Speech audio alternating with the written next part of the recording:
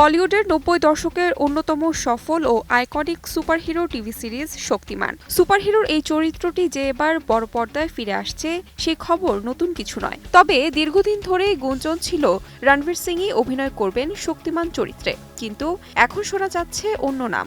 রণবীর সিনেমাটিতে থাকছেন না, তবে কে থাকছেন এই সুপারহিরোর চরিত্রে?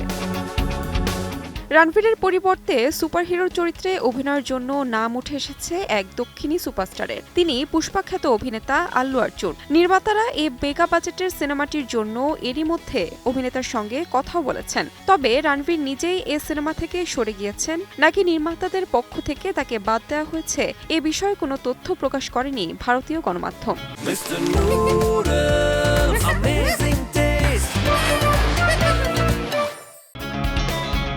এদিকে শক্তিমানের নস্টালজিয়া ফ্যাক্টর ধরে রেখে নতুন রূপ দেয়া এবং প্রযুক্তির সঙ্গে তা পুনরায় নতুন করে তুলে ধরার পরিকল্পনা রয়েছে নির্মাতাদের। সিনেমাটিকে তারা আন্তর্জাতিক মানের করে বানাতে চান, যেখানে ভিএফএক্স, অ্যাকশন এবং আবেগের দারুণ সমন্বয় দেখা যাবে।